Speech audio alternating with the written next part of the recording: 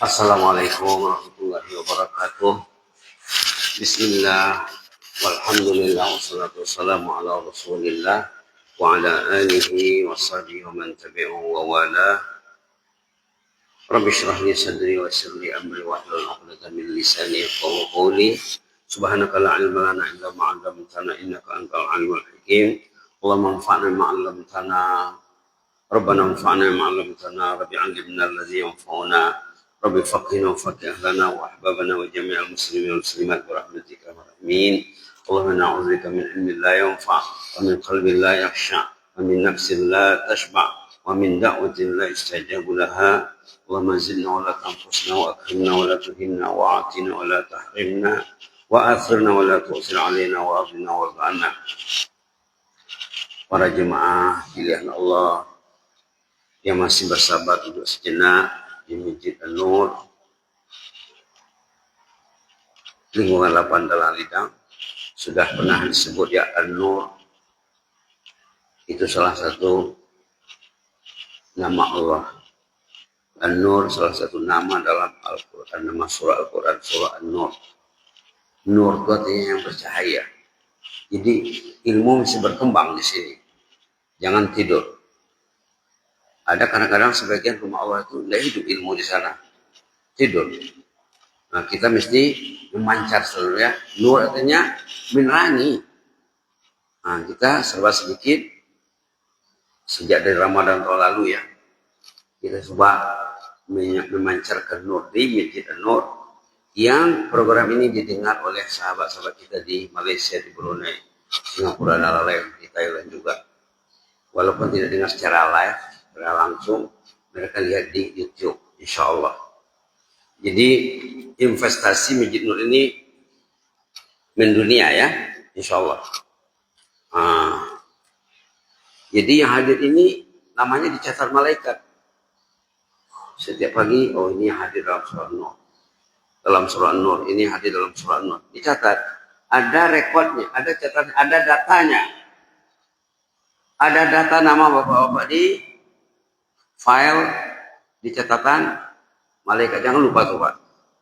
Nah, dan orang yang hadir dalam majelis ilmu seperti ini dan majelis lain juga ya, di akhir pertemuan Allah mengumumkan katanya kepada malaikat yang meliput, ini diliput malaikat. Jangan lupa, malaikat memperhatikan. Malaikat menolong Bapak memahami apa yang disampaikan. Malaikat menolong pembicara tentang pembicaraan yang disampaikan. Allah mengatakan kepada malaikat yang meliput, kalau sudah selesai acara, Allah mengatakan, "Ushidukum anni qad ghafartu lahum." Ingat selalu Pak ya, kalianlah saksiku kata Allah, mereka semuanya sudah kuampuni. Ushidukum anni qad ghafartu lahum. Kalianlah saksiku, dosa mereka sudah diampuni. Jadi duduk majelis ilmu seperti ini menghanyutkan dosa. Itu maka susah orang nak duduk.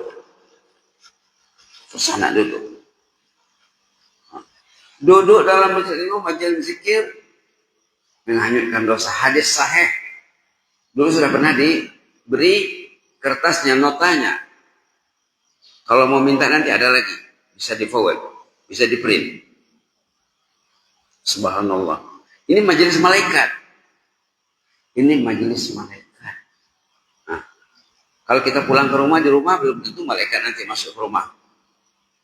Orang sekarang yang ramai di rumahnya musuh malaikat, musuh Allah. Orang sekarang mengundang musuh Allah ke rumahnya. Welcome. Sedar tak sedar, rumahnya jadi rumah iblis. Nah, tengok ayat dalam surah Al-Isra Pak ya. Tengok ayat dalam surah Al-Isra yang rumah jadi rumah iblis, harta jadi harta iblis, anaknya anak iblis. Ada dalam Quran Pak, semuanya ada dalam Quran. Kalau kita tak bincang, tak dapat lah ya. Kalau kita tak bincang, tak dapat lah. Halaman 288 ayat 64. Ini kemarahan Allah kepada iblis. Ini ungkapan marah. Apa ayatnya? A'udzubillahi minasyaitonir rajim. Wastafzis man istata'ta minhum bisautika wa ajlib 'alaihim bi khaylika wa rajlika wa syarikhum fil amwali wal aulad wa'idhum wa ma ya'iduhumus syaitanu illa ghurura. Ini ungkapan marah Allah kepada iblis. Wastafzis man istata'. Pengaruhilah anak Adam itu semampumu, kata Allah, dengan bisikanmu, dengan was-wasmu, dengan musik. Ini termasuk ayat yang kata ulama mengharamkan musik. Wajlib alaihim bi khailik. Kerahkanlah pasukan berkudamu, pasukan pejalan kakimu. Berkongsilah, bersyarikatlah, bergabunglah dengan mereka, mengurus harta bendanya, mengurus anak istrinya. Wa'iduhum, taburkan janjinya yang indah untuk mereka. Taburkan janjinya yang indah, bisikan-bisikan yang indah, yang menipu. Wa ma ya'iduhumus syaitanu illa ghurura. Semua janji setan itu menipu semuanya. Ayat 64 surah Al-Isra halaman 288. Subhanallah. Kita menyambung pembicaraan kemarin sebenarnya Pak ya. Kemarin kita bicarakan ayat dalam surah Az-Zariyat tentang ayat istighfar di waktu sahur. Wa bil ashari hum yastaghfirun. Itu yang dibaca juga tadi dalam salat. Kemarin sudah dibaca sebenarnya, tapi dibaca lagi untuk mudah-mudahan lekat di hati. Ayat 18 surah Az-Zariyat, wabil ashari hum yastaghfirun. Ini orang-orang yang tidak dapat sama iblis nih. Iblis ini kalau orang itu tidur, dia bekerja keras, banting setir, banting tulang. Jangan bangun tahajud. Jangan pergi ke masjid. Kalau mau melangkah ke masjid itu terlepas dari kontrolan iblis tuh. Jangan pegang Quran. Jangan duduk di majelis ilmu. Ini paling berat sama iblis nih. Iblis itu sukanya orang tuh sok tahu, sok pintar. Padahal dia tidak tahu. Kalau dia tahu, kata Rasulullah, kalau orang itu tahu fadilah datang sebelum subuh berjamaah, sebelum isya berjamaah, mereka mesti datang kata Nabi walaupun merangkak. Kenapa tak datang? Padahal sehat. Tak tahu ataupun pengetahuannya tidak merangsangnya untuk mempraktikkan amalannya, ilmunya. Wabil ashari hum yastaghfirun. Mereka beristighfar di waktu sahur. Kemarin sudah disebut kalau bapak duduk di atas sejadah, ibu duduk di atas sejadah. Sepatutnya begitu Pak ya. Sepatutnya begitu. Suaminya, istrinya duduk di atas sejadah sebelum ke masjid. Kan ada hadis Nabi mengatakan Allah merahmati suami yang bangun di malam hari lalu dia berwudu dan sholat dan sholat, kemudian dilihatnya istrinya belum bangun lagi, dibangunkannya. Kalau istri tidak mau bangun, diambilnya air, dipercikkannya ke mukanya. Hadis Nabi ya. Allah merahmati seorang istri yang bangun di malam hari. Ini untuk sholat tahajud nih Pak ya, untuk qiyamul lail. Lalu dia berwudu, sholat dan sholat. Diberikannya suaminya seketika. Tinggal waktu sedikit lagi mau azan. Mungkin setengah jam lagi. Suami masih tidur. Lalu istri mengambil air, dipercikannya ke kasur suaminya. Begitu sunnah Nabi Pak. Begitu juga terhadap anak. Ayah dan ibu terhadap anak juga begitu. Mesti membangunkan keluarganya sebelum dipanggil oleh Allah datang ke rumahnya. Ini maksud ayat. Wabil asharihum yastaghfirun. Ayat sebelumnya, ayat 17. Ini ayat 18 ya. Ayat 17. Kanu qalilan minal laili ma yahjaun. mereka itu bertahajud di malam hari, bukan tidur saja. Subhanallah, subhanallah. Pernah di zaman Imam Hasan Basri, jemaah ketemu imam. Orang dulu kalau ada masalah mereka ketemu ulama. Ada masalah curhat. Jemaah yang ada masalah, ada kegundahan, pikirannya galau, kacau. Imam, kami sudah berniat nak tahajud. Sudah disiapkan air untuk berwudu. Air ya. Dulu bukan ada air keran macam sekarang. Disiapkan air di tempat. Semacam mana waktu membacakan air minumnya. Kami sudah siapkan air untuk wudu, tapi tak terbangun. Kata jemaah kepada Al-Imam Hasan Basri. Siapa ini Imam Hasan Basri? Kalau Bapak tidak tahu Imam Hasan Basri itu masalah lagi tuh Pak. Ulama besar, tidak kenal dia. Salah satu kaidah merawat hati, mendekati ulama besar. Atau mendengar tutur katanya. Mendengar kata-kata hikmahnya. Kalau tidak ada ulama di hatinya, itu hatinya bermasalah. Harus ada ulama di hati kita. Harus ada karya ulama. Ini karya Imam Nawawi. Sering disebut. Kata jemaah, Imam, maaflah. Kami sudah siapkan air untuk wudu untuk sholat tahajud, tapi tak terbangun kami. Apa kata Imam? Qayyadatkum khotayakum, katanya. Kamu dibelenggu dosa. Ini risiko dosa nih Pak ya. Dosa itu membelenggu, melarang orang itu tahajud. Melarang orang itu ke masjid. Ini penting nih. La ilaha illallah. Itu maka di bulan Ramadan, masjid lebih ramai.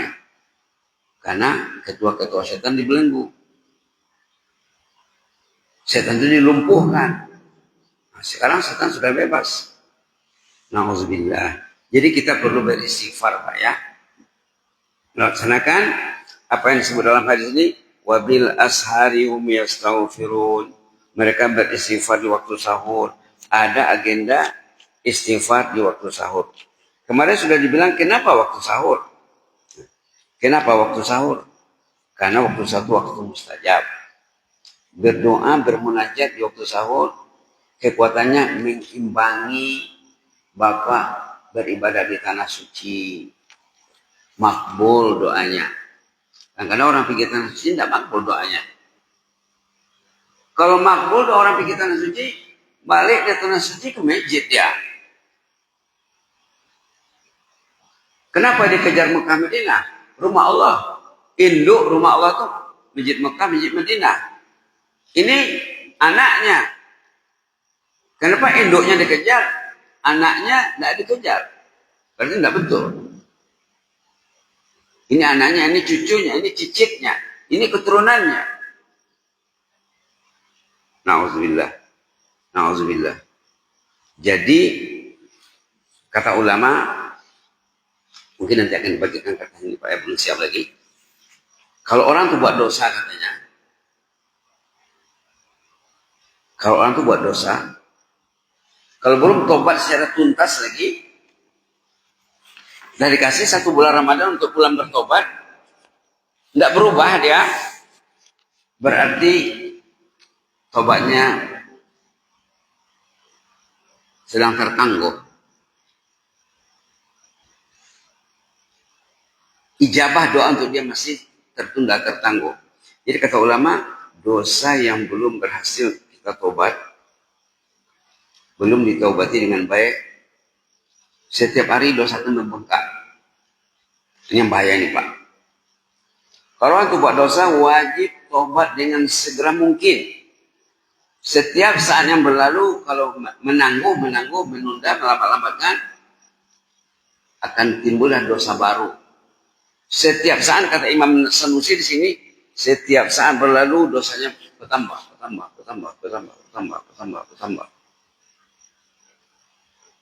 setiap tarikan napas. Oh,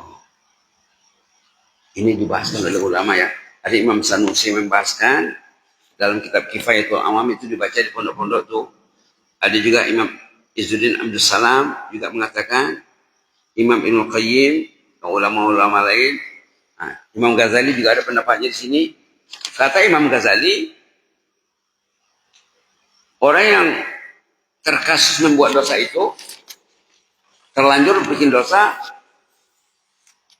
wajib bertobat dengan segera. Statusnya seperti orang yang ingin mencabut pokok katanya. Melenyapkan dosa dan kesan dosa itu seperti mencabut pokok. Kalau kita tunda, kita lambatkan katanya, akar dan urat pokok itu semakin dalam, semakin kuat, batangnya semakin keras, tenaga kita semakin lemah. Kekuatan untuk mencabutnya semakin lemah, sementara pokok yang mau dicabut semakin kuat. Begitulah terjadi Pak. Mayoritas orang yang lalai semakin lemah semuanya, semakin lemah motivasinya. Sementara kerjanya semakin berat. Ini kata Imam Al-Ghazali rahimahullah. Jadi tidak boleh kita menunda, menangguh. Jadi wajib hukumnya Pak ya. Wajib hukumnya bertobat segera dari setiap dosa yang dilakukan. Orang tuh kalau sudah terbiasa buat dosa,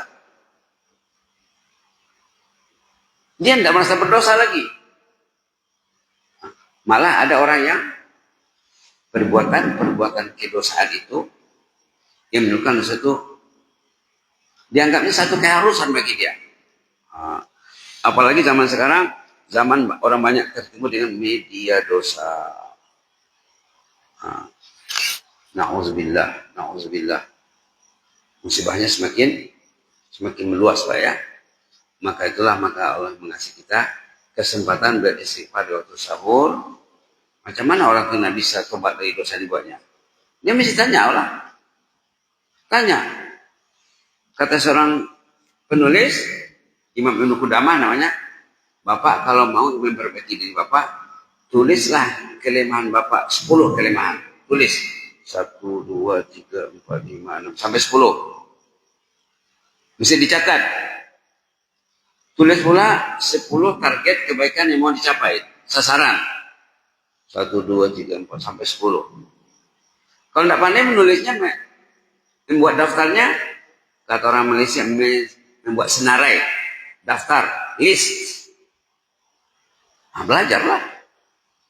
Semuanya dibicarakan oleh ulama ya. Orang yang ingin baik dalam hidupnya, mesti mendaftarkan. Membuat list, membuat senarai, kata orang Malaysia. Target-target yang mau dicapai. Contohnya tadi tahajud. Tahajud. Beristighfar waktu sahur. Sholat sunat. Sholat fardu berjamaah. Sholat qabliyah ba'diyah. Dan lain-lain juga. Terutama berinteraksi dengan kitabullah. Kitabullah ini wajib dibaca Pak ya. Kalau Bapak tidak mengerjakan wajib, Bapak sudah berdosa. Allah mewajibkan, Bapak biarkan diri Bapak, istri dibiarkan, anak dibiarkan, dibiarkan mereka berinteraksi dengan faktor-faktor yang menjauhkannya daripada kitabullah. Hari-hari begitu, berarti hari-hari dosa itu membengkak ataupun menggunung, tak terasa. Ini yang dibicarakan dalam tulisan ringkas ini yang dimuatkan oleh beberapa orang ulama tersebut, Izzuddin bin Abdul Salam, Al-Imam Ghazali, Al-Imam Ibnu Qayyim rahimahullah. Mungkin besok kita akan bicarakan lagi Pak ya. Yang jelasnya harus ada agenda istighfar di rumah sebelum ke masjid. Ke masjid itu penting, betul. Tapi duduk di atas sejadah di rumah masing-masing, di tempat masing-masing, sebelum ke masjid, mau baca apa? Kemarin kita cadangkan, Rabbana zalamna anfusana wa illam taghfir lana wa tarhamna lanakunanna minal khasirin.